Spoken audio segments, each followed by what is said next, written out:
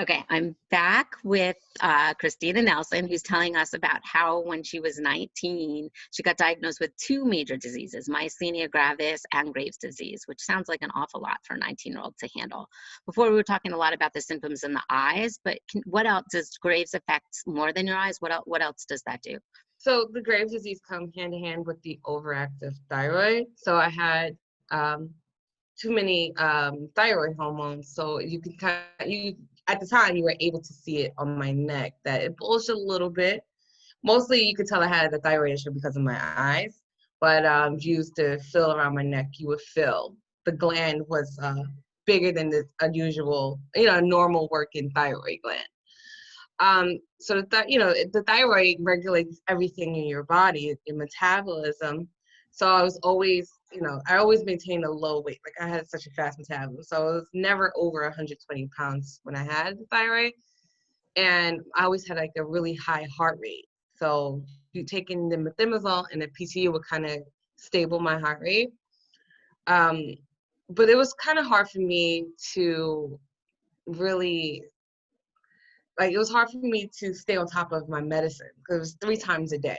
Yeah. So regulated, still trying to be a teenager. Yeah. And then I had my son at 20. So then being a mom on top of that, yeah, that must it have was been hard. really hard to do it. Plus going through the pregnancy with my thyroid was a lot too, because I had to go to my gynecologist out here and then to endocrinologist in Manhattan. I switched over.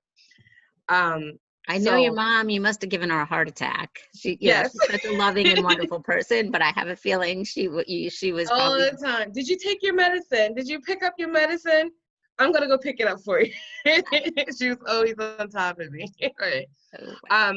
So for a long time, I was irregular because I wasn't staying on top of the medicine. So around when I turned, I want to say 21, 22, I actually had a thyroid storm where everything just out of whack because I wasn't on a medication for a long period of time. So, which caused me to have a seizure. Oh no. And yeah, it was really bad. So yeah, I went to the hospital for a couple of days, and they had recommended that I do the radioactive iodine. Basically, it's like a pill that you take, and it'll shut down the thyroid. So that was another thing I drove my mom crazy with. Wow. Because, I went online, I looked it up, and I recommend this to everybody. If they they tell you about a surgery, definitely you want to do the research. Yep. And I did all the research. I went on forums to see other people's opinion on it, and I didn't hear anything good about it. Like no good reviews on it. Wow. So I would make the appointments. What type of surgery was it?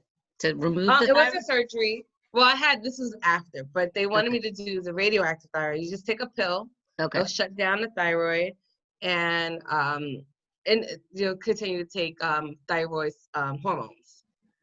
But the results from the radiation doesn't really work. Most people I read their comments and say that it made the eyes worse. It didn't work at all. They're still taking the thyroid regulation.